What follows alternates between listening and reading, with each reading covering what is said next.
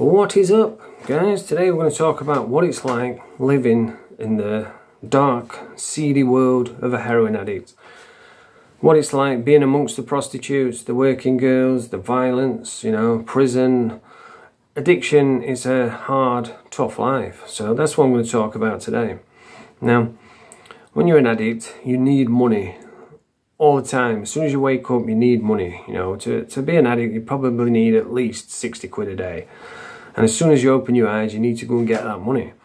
And then when you get it, you get your drugs, smoke them, and then you've got to go out and do it all over again. It's 24/7, it's exhausting.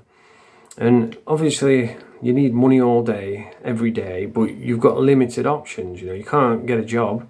I mean, I suppose you could these days with the online stuff, but, it's hard to maintain a job. So, that's not really an option when you're a full-blown heroin addict. So, if you're a woman, you could be a prostitute, or you can go stealing, which is what I used to do. I used to go out shoplifting. I'm not condoning it, but, that was my life at that point. And some people turn to begging. Now, I've never done begging because, I couldn't imagine being sat there and one of my old mates goes by, or, one of my family members. I just couldn't do it. But some people do, and what you've got to realise about beggars is they've sacrificed everything to be sat there. They've probably got no friends, no family. They've sacrificed the respect, the reputation. They've sacrificed everything to sit there just to ask for money. And I don't mind helping a beggar. If he comes up and says, "Oh, have you got a couple quid, please?" And then if you say no, he'll say, "Oh, okay, thank you, have a nice day." You don't mind helping people like that. It's when they come up and start, "Yeah, give us a quid," and then you say, "No, I ain't got it." They're like, "Oh, you fucking knobhead." You know what I mean? Aggressive begging, I've got no time for them. But if they're polite, usually those people, even though you're going to give them money and they're going to go and buy drugs, they'll be really appreciative. They've sacrificed everything to be sat there. And most of the time, just giving them the time just to be generous, that's worth more than a couple quid. Anyway, so yeah, you could become a beggar or you could become a prostitute. Now, I've never met a male prostitute, but, women, a lot of women do it because they get good money. And I've never met a prostitute, though, that, wanted to be a prostitute, They're kind of forced into it. And then they get addicted to that lifestyle because it's easy money and they do make lots of money. I remember, and just to show you how dangerous it is in that world and how powerful addiction is. If you remember that serial killer, the Southport Strangler or something like that, I can't remember his name, down in Southport, he was killing prostitutes. And there was interviewing prostitutes saying, "Well, there's a serial killer out there. Why are you going to work?" And they'll be saying, "Well, I have to. I've got to go to work. Otherwise, I'll be ill. I'll not be able to function. So I don't want to go out. I have to." And then the girl that got interviewed, I think her name was Paula Clennell. I'm not 100% on that. She went out and she got murdered that night. So that's how powerful addiction is. She knew there was a chance that she could get killed, and she knew there was a serial killer out there. And she went out anyway and ended up getting murdered. So that's how powerful addiction is. I always remember a lass who I used to go and see. She used to pay me to sit with her, just for company. She had her own business, she had I don't know if it was online or on the phone. And she had her own massage parlour, a nice house and all that. But she was lonely because, it's a cutthroat world, addiction. There's not many people who are kind and are nice in that world. I always try to maintain at least some level of humanity and dignity, So I would always try and be kind and friendly when I could. And she saw that in me, so she used to pay me to come and just sit with her because she was really lonely. And even though there was people coming around all the time, and having sex with her for money, she was really lonely. So she would pay me and just give me loads of crack because she had loads of money, and we'd just sit there smoking all night. And she'd be like, she'd be on the phone every hour. She'd say, all right, okay, Larry, see you in a minute. And then she'd say, all right, I'm just going upstairs. And she'd go upstairs, do the business. And then she'd come back down, no clothes on, with massive tits hanging out. She had like 3 breast enlargements.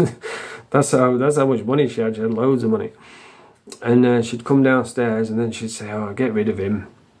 I want him gone. So I'd go upstairs. I'd be like, here, Larry, you better go. And then he'd be like, okay. And then he'd fuck off.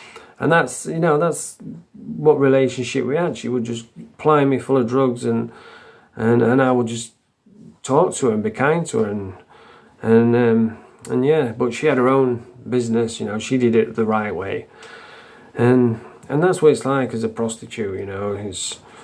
It's a tough world. It's a tough life, and there's always violence around the corner. I mean, the amount of time I've been robbed and violently assaulted would be here all day. You know, I've been chased with hammers. I've been robbed when I was selling drugs. When I say selling, I was really joeying for someone, and I got robbed and jumped. And when I was selling, it was a nightmare. The front door were going, the back door were going. There was coppers up and down the street, and I remember I used to think to myself, "There's no way the coppers are going to be bothered about me. You know, I'm only a small-time dealer. They're not bothered about me, but they are bothered, and then they will spend time trying to catch you." And I remember I went to my mates one morning, and I didn't even know I was under surveillance. And I went down the alleyway and I dropped somewhere, and as I turned around, 2 coppers have jumped back. I thought, fucking hell, I'm getting followed here. I'm under surveillance. And I did get busted. Luckily for me, I'd just sold the last bit like an hour before. I was laid in bed with a bit on the foil for myself, and then the door came in and they come flying up and locked me up, charged me with possession. I had loads of money, but they just took all that and took the door off, and I got locked up for that, and then I got released the next day and straight back to it. And it ended up, I got robbed one night and somebody came through the door, smashed the house up. I managed to get out the back, and then I just thought, fuck this, I'm not doing this anymore.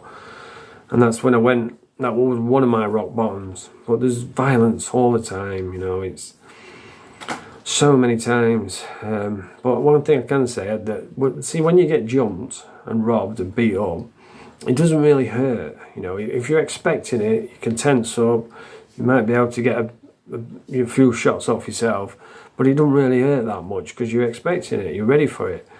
It hurts the next day when you wake up and you're aching all over and your jaw's aching, and that's when it hurts. But there was one time when I really got hurt, and I was in a graveyard. I spoke about it before. The local taxman, the local bully, my girlfriend owed him a tenner or something, and he's come in, and a cop car went past, so I looked because I thought it might have been for me. And then when I looked back, he just went bam and split my lip straight down the middle, straight down there, and that pain was overwhelming. It just hurt so much because I wasn't expecting it. You know, I couldn't prepare myself. I couldn't tense up. It just caught me off guard. That's the only time it really, really hurt, like overwhelmed. But it didn't drop me. I'm strangely quite proud of that. I've never been dropped, actually. I might have been thrown on the floor, but I've never been dropped. The only time really that I have was from when I was walking over a golf course, because I used to live next to a golf course, and I would walk over the fairway like a shortcut. And one day some blokes teed off, and I was walking along, and a golf ball, boom, whacked me right on the temple. And it didn't really hurt. I heard the noise. It went clunk. I was like, fuck. And my legs like dropped to jelly. And I knew what I wanted to do. I was like, okay, I'll get up now. I got up, but my legs were like betraying me. It was so weird because my equilibrium had gone. I knew what I wanted to do. I wanted to stand up, but my legs wouldn't let me, and it was just like jelly. But yeah, that's what it's like in the cutthroat world of addiction. You know, you meet some nice people. You meet some absolute knobheads, pure stains on the underpants of society. But, you know, a lot of those working girls, they don't want to do that sort of stuff, but they do it because they have to. And I'm out of that world now, you know, and that's kind of my main message is you don't have to live like that, you know. There is a way out, because I've been there, I've done it. And, you know, I did it the hard way, I did it cold turkey. So that's why I make videos, just trying to inspire people, motivate people. But, you know, I like to keep it interesting as well, which is why I like to tell a few stories from my life as an addict. And, you know, I'm still in recovery, I'm not 100% yet, but I'm close to it. So it doesn't matter how bad you are, it doesn't matter how far you've fallen, there is a way out, because I found it, you know, and I'm no one special. But anyway, that's the video for today. If you like this video, press the thumbs up, subscribe to the channel. Fromage frais.